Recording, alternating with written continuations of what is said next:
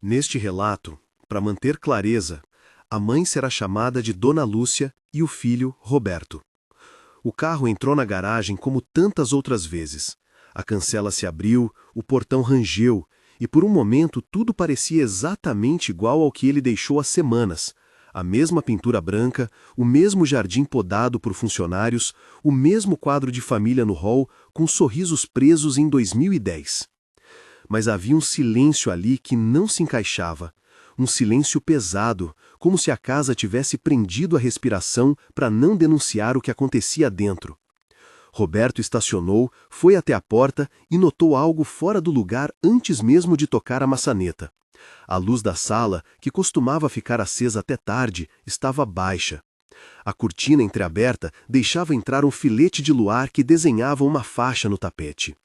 Um cheiro forte de produto de limpeza invadiu a entrada, aquele cheiro que promete limpeza e tenta esconder outras coisas.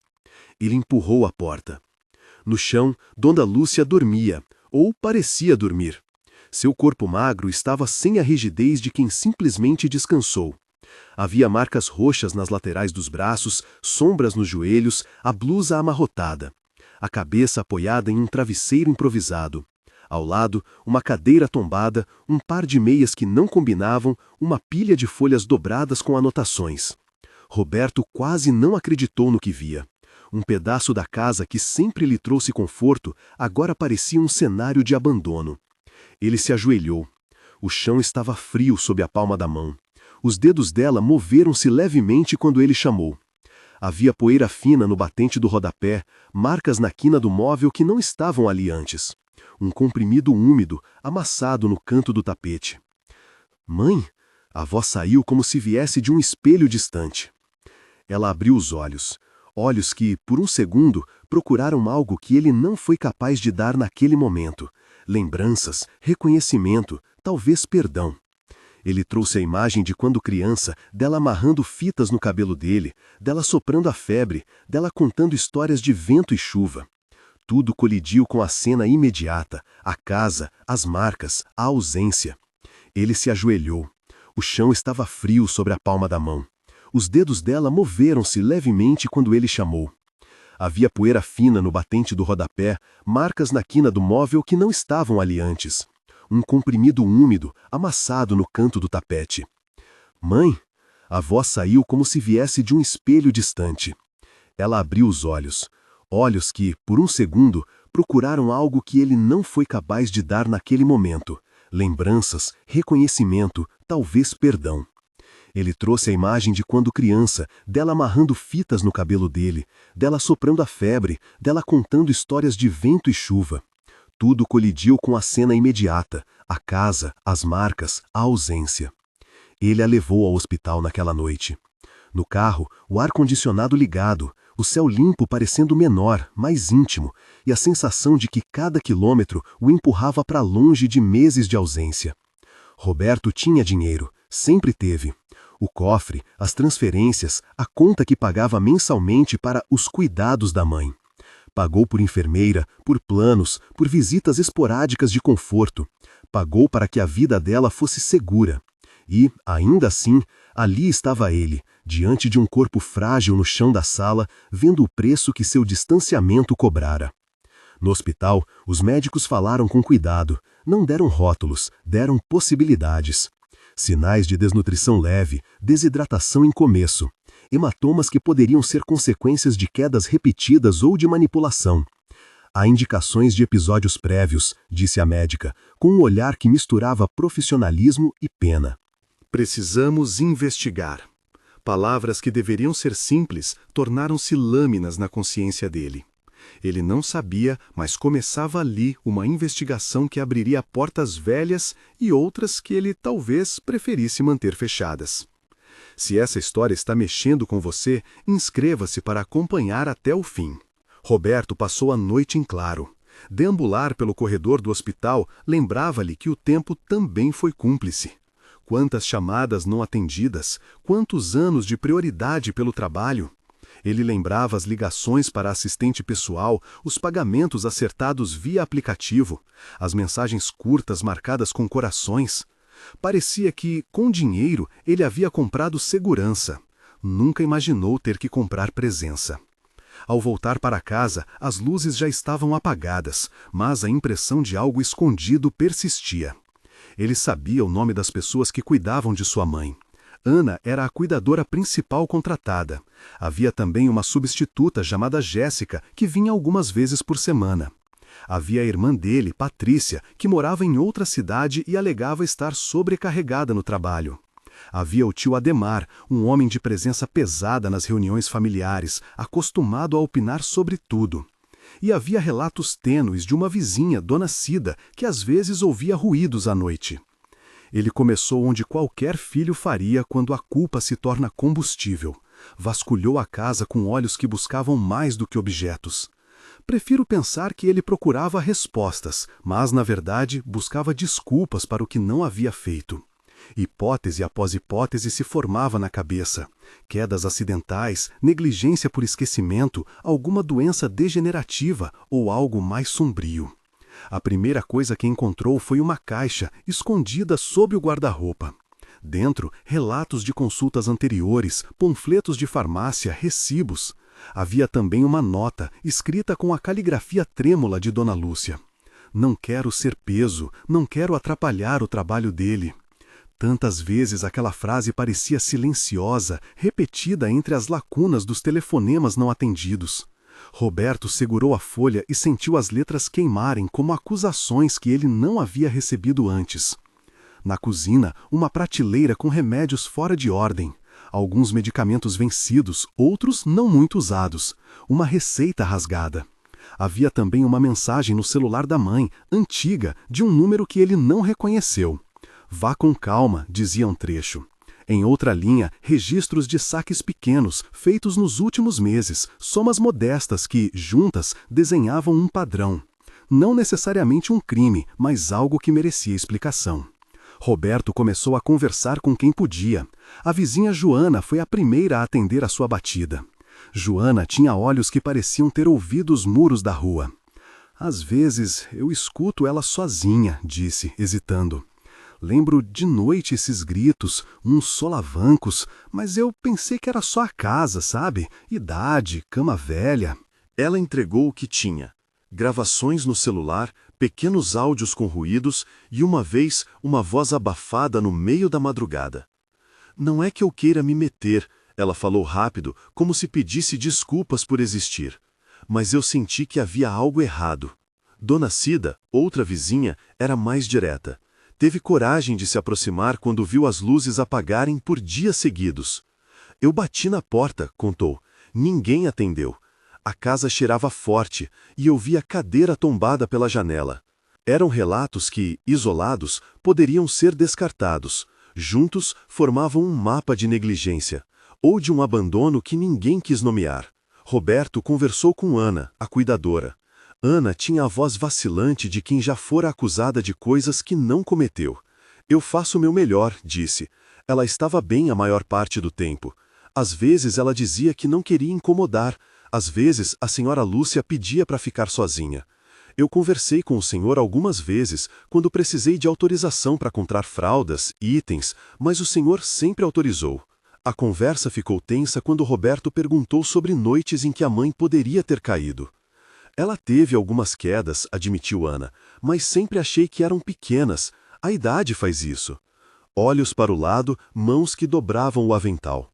Houve deslizes e omissões que nunca seriam intencionais, e omissões que se revelaram como escolha. Patrícia disse que não tinha condições de ficar mais tempo. Ademar repetia que o dinheiro resolveria tudo. O tom morno das justificativas parecia menos consolador conforme a pilha de papéis crescia. O hospital liberou laudos que apontavam sinais de quedas repetidas, ferimentos em lugares que sugeriam impacto contra móveis, marcas em diversos estágios de cicatrização. O relatório dizia, com profissionalismo, que existem indícios de ocorrência de lesões compatíveis com quedas e manipulação de rotina, e sugeria investigação domiciliar. Palavras que não eram sentenças, mas que carregavam peso suficiente para alterar uma família. Ao mesmo tempo, conversas com antigos vizinhos e funcionários revelaram outro fio que atravessava a vida de Dona Lúcia. Havia um homem chamado Jonas, que apareceria em relatos como alguém que vinha à casa em horários estranhos. Para alguns, Jonas era apenas um conhecido, talvez ajudasse com compras. Para outros, seu comportamento soava oportunista. Alguns vizinhos lembravam de pequenas discussões sussurradas na calçada, de pedidos confusos. Ninguém, no entanto, trazia provas contundentes, apenas impressões, registros de entradas e saques pequenos, um número de telefone salvo no celular de Dona Lúcia com o apelido Amigo. Roberto decidiu agir como um homem que nunca precisou investigar nada. Comprou uma câmera pequena, com sensor noturno, e instalou-a discretamente na sala, virada para a área onde a mãe costumava ficar. Não para expor, pensou, mas para entender. A ideia de colocar uma máquina a observar sua mãe deu-lhe sono e culpa em doses iguais. E, ainda assim, ele apertou o botão. Em minutos, a câmera já gravava o ambiente onde, dias antes, havia encontrado a mãe caída. Nos dias seguintes, observou, intercalando o trabalho por vídeo e idas à casa. Envolveu o tio e a irmã em conversas formais que sempre acabavam em alegações e defesas. "Você não pode ficar fazendo essa coisa de policial", disse Ademar em certo momento, com a voz grossa que tentava se disfarçar de preocupação. "Você paga, você resolve", comentou Patrícia, com a pressa de quem precisa voltar ao próprio mundo. Roberto sentiu cada frase como sal em feridas que acabavam de ser abertas. Enquanto isso, pequenos detalhes emergiam da rotina. A cama que fora vendida há meses aparecia em algumas anotações, um item que, segundo a mãe, fora negociado para ajudar uma sobrinha em dificuldade. Havia uma tristeza quase heróica nas palavras dela, a recusa em ser um peso, o orgulho que a consumira até a humilhação. "Melhor fora do meu quarto do que prescindir de ninguém", escrevera em um bilhete encontrado dentro do bolso da camisa. A venda do colchão, segundo ela, fizera parte de uma série de decisões para ajudar ou proteger o filho, frase que o deixou desnorteado. Como se, em vez de receber cuidado, ela estivesse pagando pela dignidade de não incomodar. As gravações da vizinhança trouxeram coisas inquietantes. Em uma noite, um áudio mostrou passos apressados e uma voz masculina que não pertencia aos moradores habituais. Em outra, um sussurro que poderia ter sido de Dona Lúcia: "Não diga nada". A câmera que Roberto instalara capturou imagens menos ambíguas. Uma figura entrando pela porta de trás em horário indefinido, um brilho de lanterna, sombras que se arrastavam pelo corredor. A qualidade não permitia identificar rostos com nitidez, mas sugeria a presença de terceiros, em momentos em que a cuidadora afirmara ter estado sozinha. Quando Roberto confrontou Ana com as imagens, a cuidadora engoliu em seco. "A casa fica vazia à tarde", disse. "Eu também tenho que resolver coisas, senhor. Às vezes a senhora Lúcia prefere ficar sozinha, e eu espero que ela descanse. Não sou perfeita." As palavras soavam como uma defesa e como um pedido de ajuda ao mesmo tempo. A verdade se tornava cada vez mais fragmentada, e cada fragmento doía. Numa tarde de chuva fraca, Roberto descobriu algo que o fez parar no meio do corredor. Um envelope com bilhetes deixados por Dona Lúcia para si mesma. Lembretes para ligar à igreja, recados para não esquecer o vizinho de cima, a anotação de um número de telefone novo com o nome Jonas.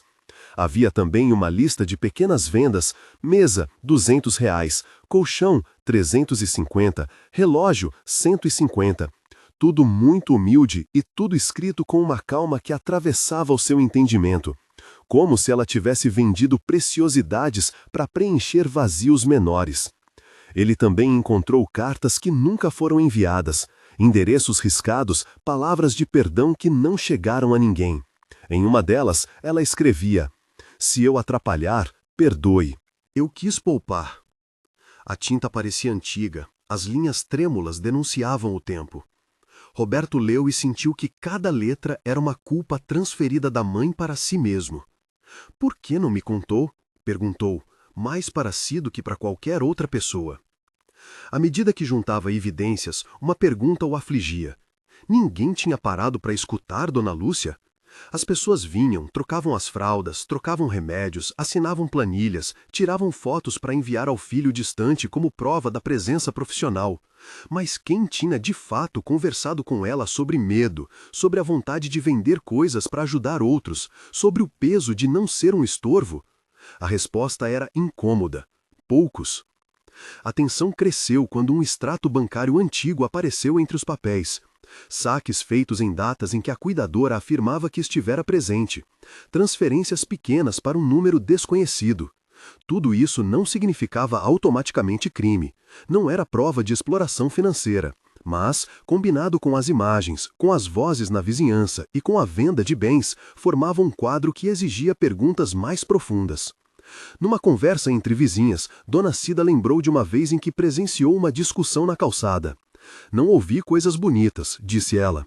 Um homem dizia que ela devia cuidar de seus prazeres, que precisava ajudar o povo. Não sei explicar, era estranho. O senhor parecia tão ocupado, né? Ele vinha, pagava e pronto. A testemunha falou com delicadeza, como se temesse que suas palavras pudessem ferir ainda mais. Roberto começou a sentir o peso público do que antes era privado. A notícia de que sua mãe havia sido encontrada no chão chegou a círculos restritos. Alguns amigos enviaram mensagens de apoio, outros velados julgamentos. Um empresário próximo tentou minimizar. Um cunhado perguntou, desconfiado, se tudo aquilo não era exagero.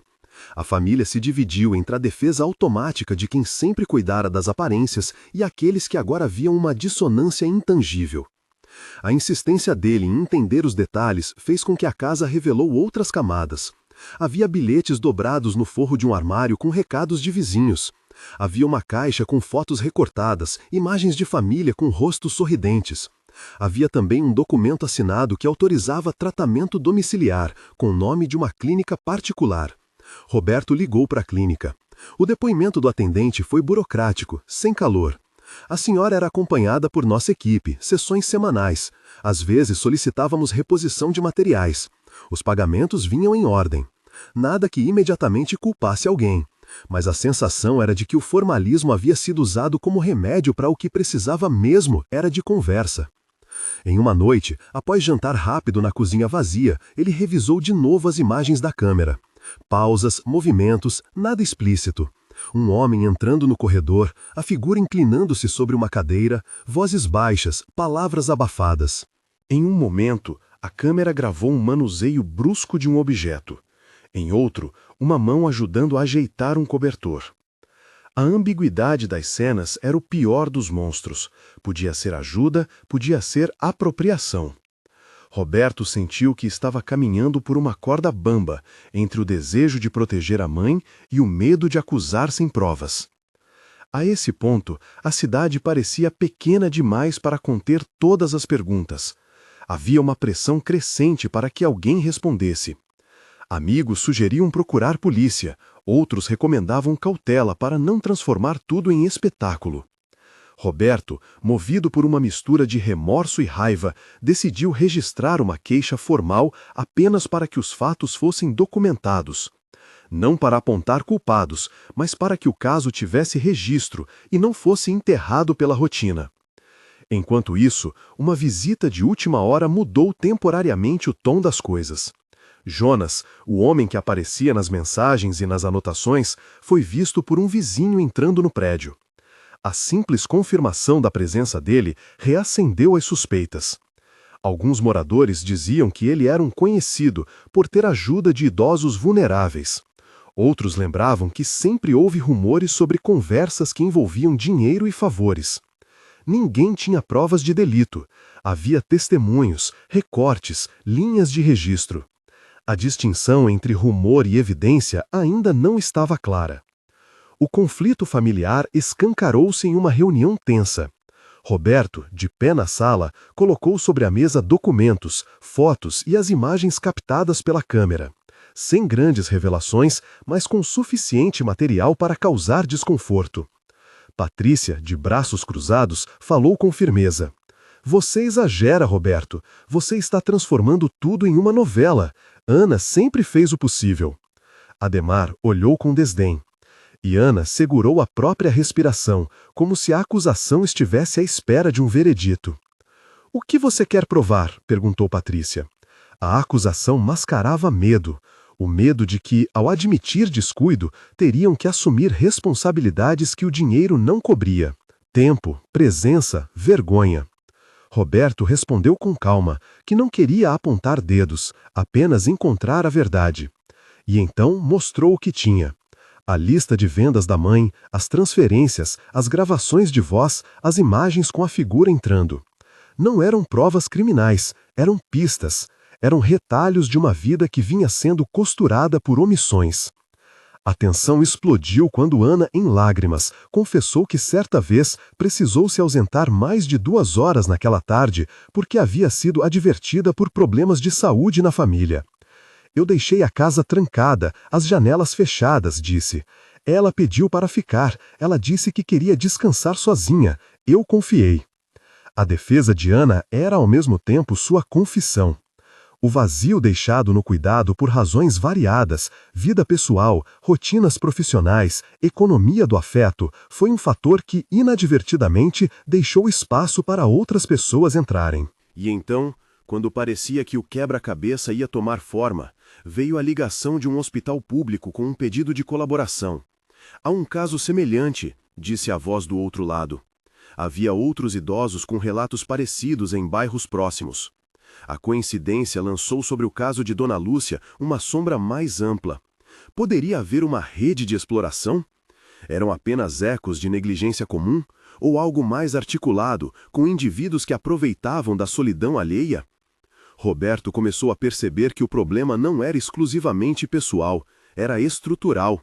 Tantas vidas envelhecendo em casas onde o amor fora trocado por transferências bancárias, onde o tempo era um recurso que nem todo dinheiro compra. Mas ainda faltavam peças para encaixar. Quem era Jonas de fato? Que relação tinha com as vendas dos bens de Dona Lúcia? Ana era negligente ou cúmplice involuntária? Patrícia e Ademar tinham consciência das pequenas perdas que se acumulavam? Decidiu, então, não apenas buscar respostas, mas tentar fazer algo prático. Remodelar a rotina de visitas, reformar a casa, colocar a mãe em observação domiciliar adequada e, mais que isso, entender por que ela havia decidido vender coisas e fechar-se em silêncio. A ideia de que ela preferira morrer com dignidade a incomodar era insuportável. Ele precisava ouvir dela, cara a cara, sem intermediários. Na manhã em que resolveu confrontar a própria mãe com tudo o que descobrira, encontrou-a sentada na antiga poltrona da sala com um cobertor sobre as pernas. A imagem parecia frágil, mas ali havia firmeza. Dona Lúcia olhou para o filho como quem busca permissão para existir, e teve, naquele olhar, a possibilidade de exalar a história inteira. Roberto aproximou-se com cuidado, consciente de que suas palavras poderiam tanto curar quanto ferir. Mãe, ele começou, e por um momento a voz falhou. Por que você? Ela sorriu com o cansaço de quem aprende a usar a resignação como remédio. Não quis ser peso, meu filho, disse com a voz que conhecia de tempos imemoriais. Preferi vender o colchão e o relógio do que ver você perdida entre culpa e trabalho. Havia nas palavras um orgulho que feriu mais do que qualquer acusação externa. Ela falou de noites em que não quis incomodar, de visitas que eram rápidas, de uma dignidade distorcida que a fazia recusar ajuda. As confissões de Dona Lúcia foram às vezes claras, às vezes enigmáticas. Contou de um homem que lhe ofereceu companhia e ajuda com a compra do remédio, de pequenos favores que depois viraram pedidos. Ele pedia que eu fizesse algo por ele, disse ela, mas eu não sei explicar, eu queria proteger você. A palavra proteger vinha com um peso que confundia a intenção com consequência. Ela afirmou com lágrimas contidas que havia vendido algumas coisas para ajudar parentes e para não depender demais dos filhos. Não falou explicitamente de exploração financeira, mas suas mãos, ao folhear as antigas notas, tremiam como se símbolos de uma barganha invisível estivessem sendo lidos pela primeira vez. Roberto a ouviu. E, ao ouvi-la, sentiu que havia aspectos que ele talvez só pudesse consertar com o tempo. Presença, conversas longas, pequenas rotinas. Mas também percebeu que existiam pessoas que se beneficiavam da solidão alheia. Pessoas cuja face talvez fosse conhecida por alguns e ignorada por outros. Ele sabia que para avançar precisava de prudência. documentos, testemunhos, cuidado médico. E, acima de tudo, precisava de coragem para admitir suas falhas como filho. Quando a conversa terminou, a casa parecia menos silenciosa. O peso da suspeita não se desfazia, mas havia uma clareza dolorosa. Roberto entendeu que dinheiro não substitui toque, nem escuta, nem companhia. E que, mais perigoso que a crueldade ativa, é o abandono disfarçado de providência. Naquela noite, ele voltou a revisar as gravações. Desta vez, esperou até tarde, meia-noite. Uma sombra se aproximou da sala. A câmera mostrou a figura entrando lentamente, a mão sobre a alça da porta. Quem era? Ana justificara que, às vezes, colegas vinham para trocar turnos. Patrícia dizia não ter ido. Ademar estava em viagem. Jonas havia sido visto por vizinhos. A imagem era incerta, mas havia algo que fez o coração de Roberto congelar. Um gesto. A mão tocando o braço de Dona Lúcia com a intensidade de quem exige e não pede. A tela não mostrou agressão explícita. Mostrou um movimento ambíguo, que poderia ser cuidado mal aplicado ou coerção disfarçada de carinho. Ele pausou a gravação. Uma pergunta ecoou. Até que ponto a verdade exige coragem para ser pronunciada? E mais urgente, até que ponto é possível proteger alguém sem antes entender o que a pessoa quis contar por silêncio? Roberto tomou uma decisão intuitiva e dolorosa. Precisaria expandir a investigação. Levaria as gravações com cautela para profissionais que pudessem analisar, pediria às vizinhas que guardassem seus áudios, procuraria serviços de atendimento ao idoso que pudessem orientar, não como um ato punitivo imediato, mas como medida de proteção. Havia um risco real de expor demais a mãe. Havia também o risco de deixá-la mais vulnerável se ele agisse sem critério. Enquanto pensava, o telefone tocou. Do outro lado, uma voz dizia que alguém havia recolhido uma caixa inteira com objetos vendidos à assinatura, mesas, uma televisão antiga, o relógio de pulso que ela tanto gostara. O fato trouxe uma mistura de raiva e tristeza. Coisas pequenas que, juntas, somavam a narrativa de uma vida sendo desmontada pouco a pouco. E então veio o vento, trazendo consigo folhas secas que se acumulavam no gramado. Roberto olhou para a casa, para a foto antiga sobre a lareira, para o tapete onde havia encontrado a mãe. Entendeu que havia chegado o momento de fazer mais do que remendar. Precisava transformar aquilo em algo que impedisse que outra história igual acontecesse. Mas o caminho ainda parecia incerto, e a verdade, completa e descomprometida, parecia distante, como algo que se pode tocar apenas com cuidado. Na sala, a câmera continuava gravando. Roberto apertou os olhos e voltou a observar uma última vez as imagens da noite anterior. O que havia sido captado até então sugeria a presença de terceiros em horários indevidos, trocas de dinheiro em datas não esclarecidas e, sobretudo, a solidão de alguém que preferia guardar vergonha a pedir ajuda. Ele sabia que, para enfrentar isso, teria de confrontar pessoas queridas, admitir sua própria ausência e talvez até expor segredos familiares. Tudo isso doía. A madrugada avançou e com ela veio uma sensação incômoda. Ele descobrira o que muitos evitavam ver. Mas havia ainda um grande nó a desatar. A câmera gravava mais uma cena que exigia uma resposta imediata. Alguém se aproximava da casa numa noite qualquer. A mão levava um saco pequeno e, por um breve instante, a imagem deixava entrever o brilho de um objeto que poderia ser o relógio vendido. A pergunta que ficou pairando era simples e cruel. Quem lucrava com a fragilidade de sua mãe? Roberto desligou o computador. Sentou-se na poltrona vazia. Do lado de fora, a cidade respirava indiferente. Ele percebeu naquela solidão que a investigação que começara como um ato de culpa transformara-se numa missão, não apenas por justiça, mas por amor. Era hora de juntar provas com respeito, de buscar testemunhos com cuidado, de proteger a mulher que lhe deu a vida e de enfrentar finalmente o que seus próprios privilégios deixaram faltar: presença.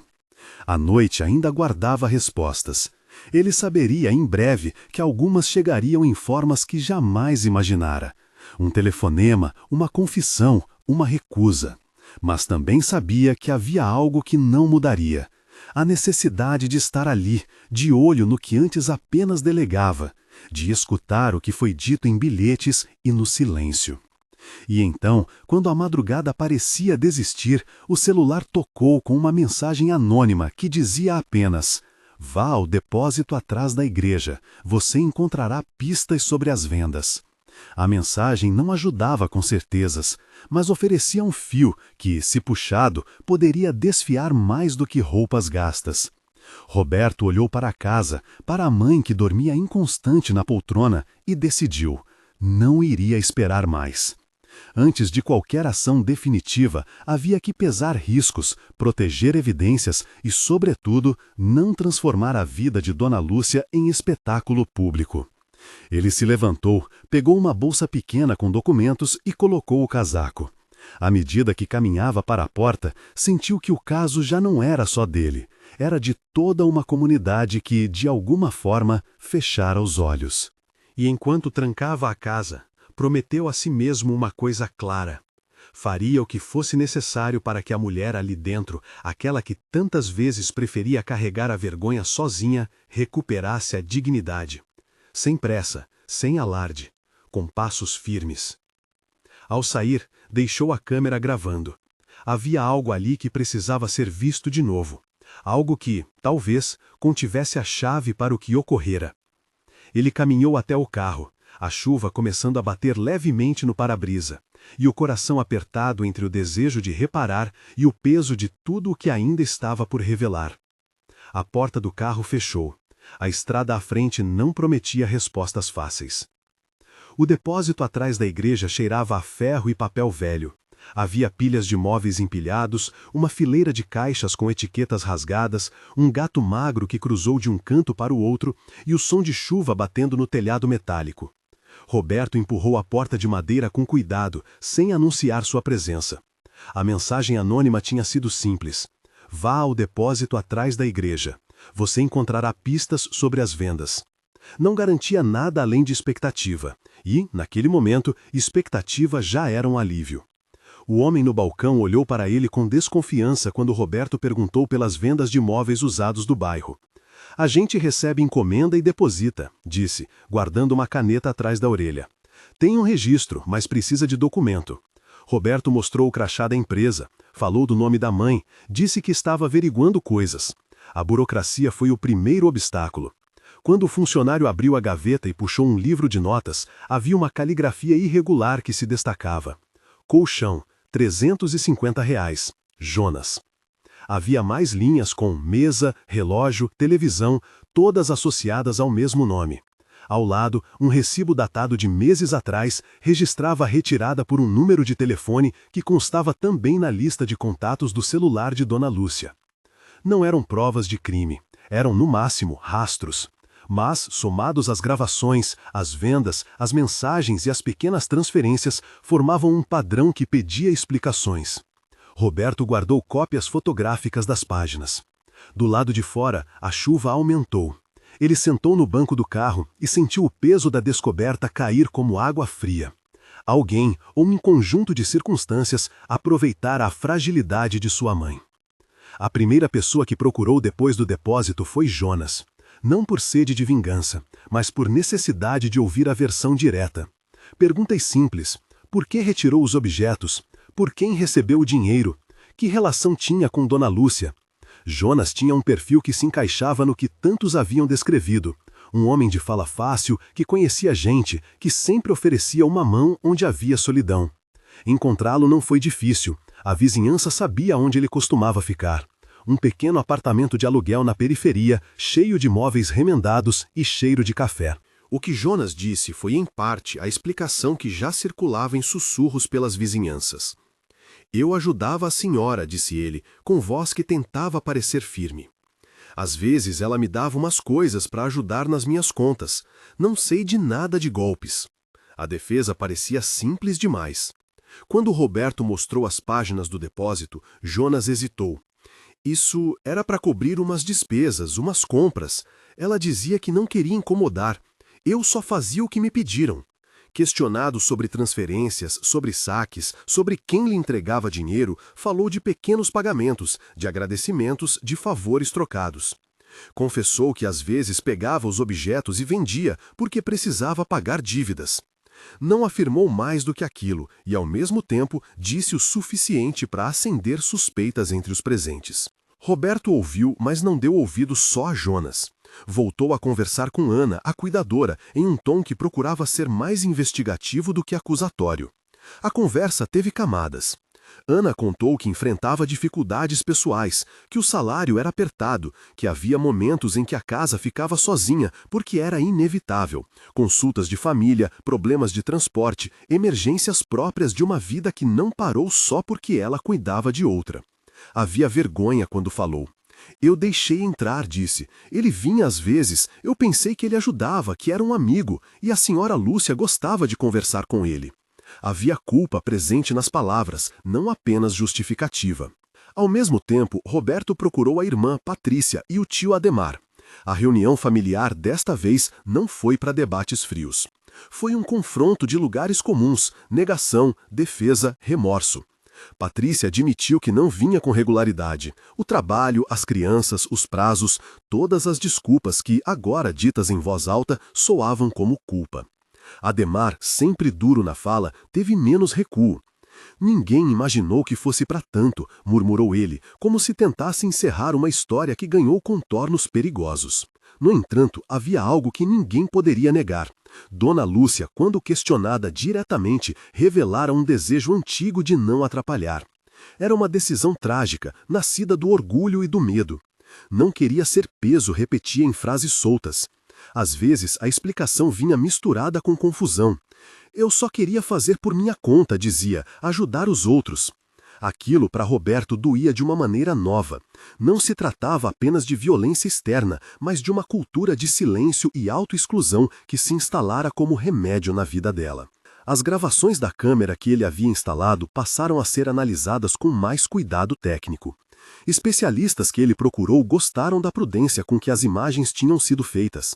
Não havia cenas explícitas de agressão física, mas havia momentos que apontavam aproveitamento, visitas em horários estranhos, furtos de objetos, conversas com tom que deixava a idosa intimidada.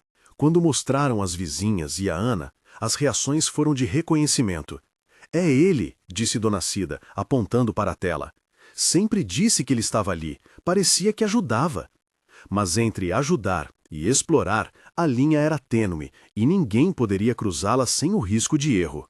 A cidade, que antes parecia distante, agora tinha olhos sobre a história. Algumas pessoas passaram a trazer pequenas pistas. Um relógio recolhido no centro de troca, uma televisão anunciada em um grupo de vendas, um armário com etiquetas parecidas às do depósito. Essas pequenas pontas foram costurando um quadro maior. Jonas, de fato, havia intermediado vendas e, segundo relatos, sugerido que Dona Lúcia ajudasse outra gente, quase como uma dívida de redes sociais de favores que se transformavam em apropriação dos objetos. A palavra rede apareceu nas conversas. Não era só um indivíduo, poderia haver outras mãos que lucravam com a solidão. Roberto tomou cuidado ao lidar com tudo isso. Não queria criminalizar sem provas. Não queria também voltar àquela casa e ver as coisas desaparecerem mais rápido. Encontrou então um caminho intermediário, formalizar uma queixa para que as autoridades tivessem conhecimento dos fatos, sem transformar a vida da mãe num espetáculo. Ao registrar o ocorrido, solicitou acompanhamento social para a família e pediu que o caso fosse avaliado por profissionais especializados em proteção ao idoso.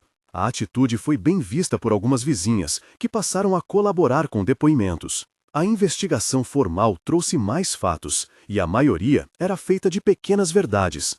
Havia, por exemplo, comprovantes de venda com assinaturas que correspondiam às notas do depósito. Havia saques feitos em dias em que a cuidadora afirmara ter estado na casa.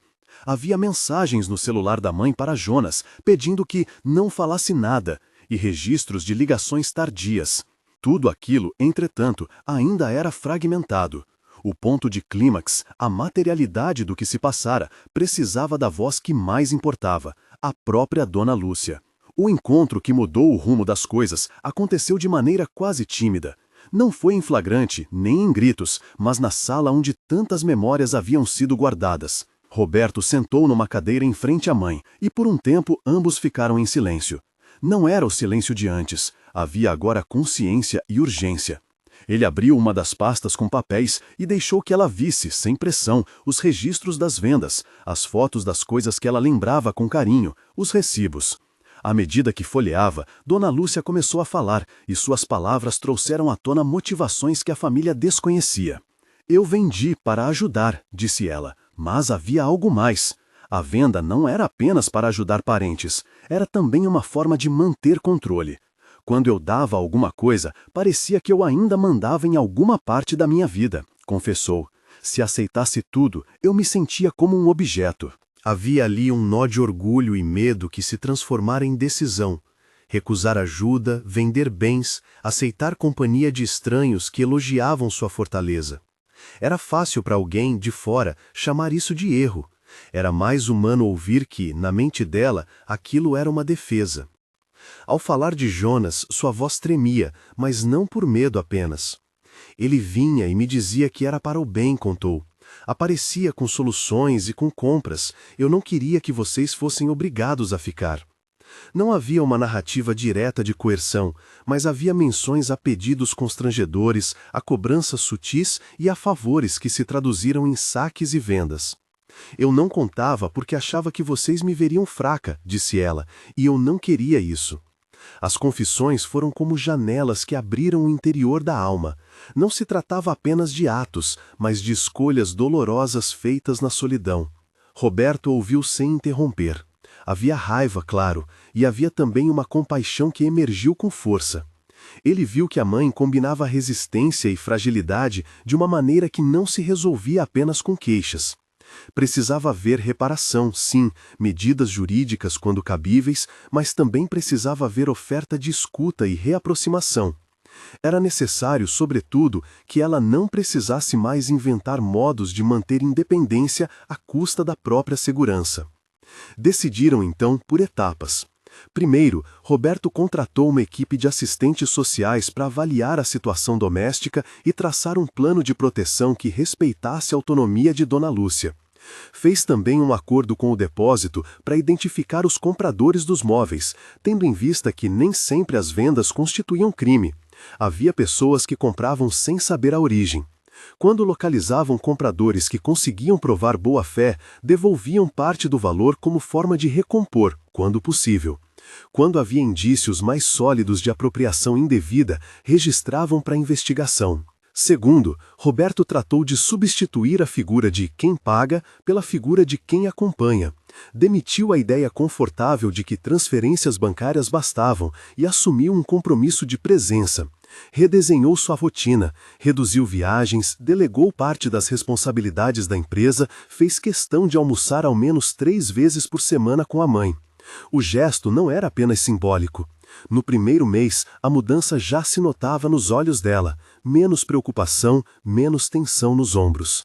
Terceiro, pediu desculpas a Ana de forma pública e honesta, não para punir, mas para reconhecer que o papel dela se tornara complexo demais para apenas uma pessoa. Criou um contrato novo com remuneração melhor e com apoio psicológico para cuidadores. Não é só salário, disse Roberto ao conversar com outras famílias e com a equipe. É formação, é apoio, é redes que protegem quem cuida. Ana, emocionada, explicou que muitas vezes aceitava a entrada de terceiros por medo de perder o emprego ou por necessidade. A conversa foi dura e também libertadora. O processo não foi linear. Houve dias de retrocesso, objetos que já não voltariam, palavras ásperas trocadas entre irmãos, desconfianças que surgiam a cada menção de Jonas. Roberto, porém, sustentou uma postura: investigar sem espetacularizar, procurar justiça sem transformar a mãe em notícia. Reuniu documentos, encaminhou o que precisava ser encaminhado às autoridades competentes, entregou cópias às organizações de defesa do idoso e manteve o foco na reparação prática. Com o tempo, as imagens que antes o atormentavam passaram a ser arquivos consultados, não obsessões. A câmera continuou, por escolha dele, a gravar discretamente. Mas aquilo que mais trouxe paz foi uma cena simples, a compra de um novo colchão. Não porque o colchão significasse muito em valor material, mas porque simbolizava uma decisão, que a casa mudaria, que as prioridades mudariam. Quando o colchão chegou, Patrícia ajudou a colocar a cama no quarto antigo. Dona Lúcia, ao deitar-se, fechou os olhos e sorriu com surpresa. É confortável, disse ela. Não sabia que podia ter isso de novo. A sensação de cuidado estava ali, em algo tão básico quanto o sono bem amparado. Paralelamente, Roberto pensou em algo além de sua casa. Se a solidão levava à exploração e se a ausência de contato transformava idosos em alvos fáceis, poderia uma ação estruturada provocar mudança? Nasceu então o esboço de um projeto, Presença. Uma iniciativa voltada a visitas regulares, formação para cuidadores, linhas de orientação para famílias e um fundo para auxiliar na recomposição de perdas materiais quando houvesse comprovação de mau uso. Não era uma ONG tradicional, mas um conjunto de ações que ligavam a capacidade financeira dele à experiência das pessoas na rua. Ele sabia que dinheiro sem escuta não resolve, então Presença teria base em voluntariado treinado e em parcerias com serviços de assistência social. O lançamento do projeto foi modesto. Roberto organizou um encontro na comunidade, convidou vizinhas, representantes de centros de convivência e a família, que, aos poucos, aceitava o desconforto de expor as falhas para aprender.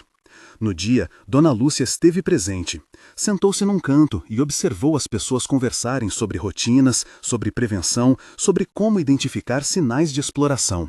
Havia delicadeza nas falas. Havia também uma naturalização da ideia de que os idosos têm voz e agência.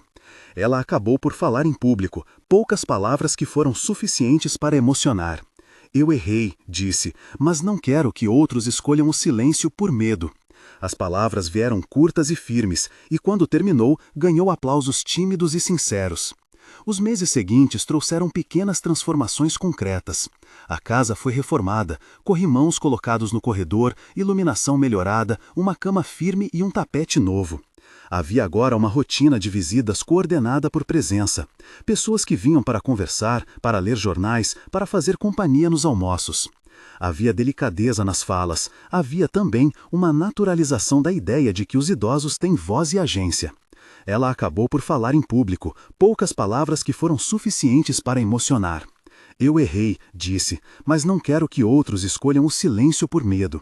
As palavras vieram curtas e firmes, e quando terminou, ganhou aplausos tímidos e sinceros. Os meses seguintes trouxeram pequenas transformações concretas. A casa foi reformada, corrimãos colocados no corredor, iluminação melhorada, uma cama firme e um tapete novo. Havia agora uma rotina de visitas coordenada por Presença. Pessoas que vinham para conversar, para ler jornais, para fazer companhia nos almoços.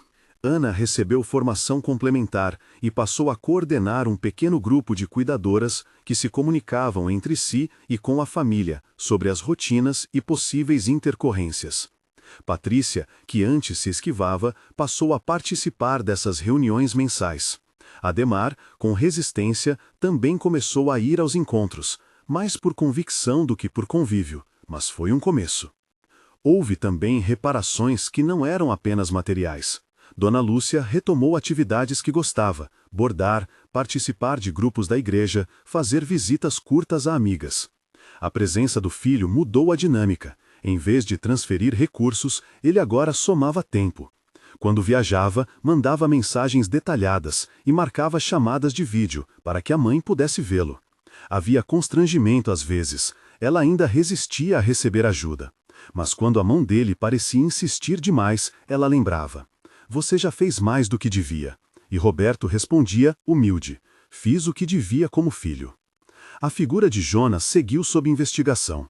Algumas pessoas o acusaram abertamente, outras preferiram tratá-lo como um homem que se aproveitou de oportunidades. As autoridades fizeram seus procedimentos de praxe, com depoimentos e apurações. O que se estabeleceu, no entanto, foi que a responsabilidade maior recaía sobre o abandono sistêmico. Leis e políticas públicas para a proteção do idoso, a falta de redes comunitárias, a invisibilidade de quem vive só. Roberto, que já tinha investido em Presença, aportou recursos também para advogados e para campanhas de conscientização para que casos parecidos pudessem ser reportados sem estigma.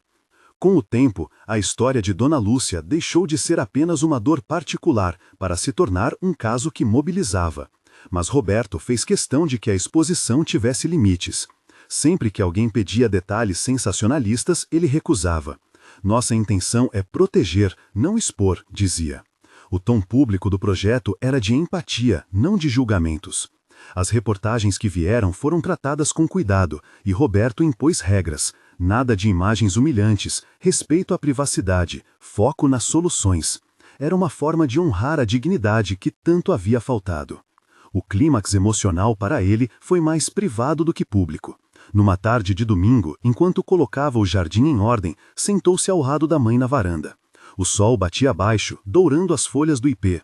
Ela ofereceu-lhe o chá que tanto gostava, um ritual simples, que até então parecia ter se perdido. Eles conversaram de modo despretensioso, lembranças da infância, histórias de família, pequenas confissões.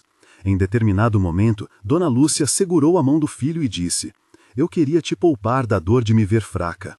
Roberto apertou a mão dela e, sem dramatismo, respondeu: "A tua fraqueza não é um peso, é parte de quem você é, e eu quero estar." A fragilidade, admitida e acolhida, abriu espaço para a reconstrução. Roberto mudou a chave do que entendia por cuidado, presença contínua, investimentos que respeitassem a autonomia, ações comunitárias para reduzir a solidão. Presença cresceu com o tempo, mas sempre mantendo origem modesta. Visitas de vizinhos, formação de cuidadores, parcerias com centros comunitários. O projeto ajudou a identificar outras histórias, a orientar famílias e a oferecer suporte emergencial quando havia suspeitas de exploração. Houve momentos ainda de dor. Alguns objetos nunca voltaram. Algumas conversas familiares permaneceram tensas. E Jonas, mesmo confrontado, nunca admitiu em plenitude tudo o que lhe era apontado. Alguns vizinhos, que antes tivessem calado, passaram a agir mais cedo quando notavam algo estranho. Pequenas mudanças de atitude começaram a formar uma rede que impedia que o ciclo se repetisse. Meses depois, em uma inauguração discreta do projeto, Roberto fez um breve discurso. Não falou de acusação nem vitimização, falou de responsabilidade, falou do poder transformador da presença. E, ao final, fez um convite: que cada pessoa naquele salão pensasse em um idoso de sua rua, em uma história que poderia ser mudada com um simples gesto de companhia. Aplaudiram de pé. Dona Lúcia, sentada em primeira fila, sorriu com orgulho contido. A rotina da casa ganhou pequenas cenas que antes pareciam impensáveis. O filho regando as plantas com cuidado, a mãe com um livro na mão, uma cuidadora que agora ajudava nas conversas e não apenas nas trocas de fraldas, as vizinhas trazendo bolos e notícias da rua.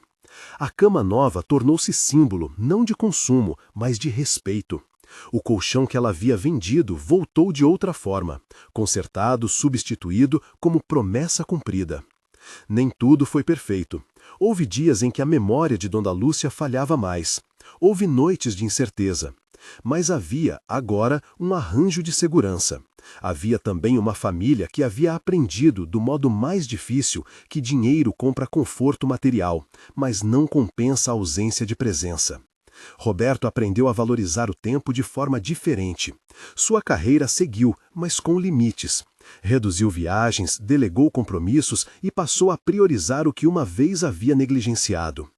Em algum momento, Patrícia pediu desculpas em público à mãe e a Roberto. O gesto não apagou anos de omissão, mas abriu portas para a reconstrução. Ademar, menos expressivo, fez pequenas ações que mostraram mudança. Aparecia mais, ajudava com coisas práticas. Ana, a cuidadora, foi promovida a coordenadora do serviço doméstico e passou a receber suporte profissional. Jonas, por sua vez, foi tratado pelas vias legais competentes, com depoimentos e análises. O caso seguiu seu curso, com as nuances de qualquer investigação que precisa provar além de suspeitas. O importante para Roberto era agir com prudência e dedicação. O epílogo da história teve cenas simples, carregadas de simbolismo. Numa tarde amena de outono, mãe e filho sentaram-se à mesa da cozinha. Havia 2 xícaras de chá, um jarro de flores do jardim e o som tênue de uma estação de rádio ao fundo. Dona Lúcia cortou pequenas fatias de bolo. O sorriso dela era contido, mas verdadeiro. Roberto observou a face marcada pela vida e sentiu que, de alguma forma, o fio entre eles fora recomposto. Não por completo, feridas deixam marcas, mas com cuidado, com presença e respeito. No dia em que inauguraram uma pequena sala de convivência do projeto Presença, Roberto subiu ao palco e disse poucas palavras. Aprendi que presença não é substituível, que dinheiro pode remediar coisas, mas não substitui abraço, conversa, tempo. Espero que este espaço seja o começo de muitas conversas que salvam vidas. A plateia aplaudiu. Dona Lúcia, sentada entre vizinhas e voluntários, sorriu de canto. A imagem final ficou gravada nos olhos de quem havia acompanhado. Mãe e filho juntos, mão na mão, um cobertor sobre as pernas dela, um bolo sobre a mesa e, ao fundo, a luz morna de uma tarde que parecia mais segura. A história de Roberto e Dona Lúcia terminou, para além dos detalhes judiciais que a investigação seguiria, como uma lição prática. Dinheiro sem tempo não basta. Escuta sem ação também não. Em cada caso, o nó é diferente, mas o caminho que ele escolheu, escutar, investigar com respeito, reparar quando possível e transformar a dor em ação comunitária, tornou-se modelo para outras famílias que passaram a buscar ajuda. Se esta história tocou você, compartilhe com alguém que precisa ouvir. Às vezes, uma ligação, uma visita, um gesto simples pode mudar o rumo de uma vida. Se puder, confira o link na descrição para saber mais sobre iniciativas de apoio a idosos e como se envolver.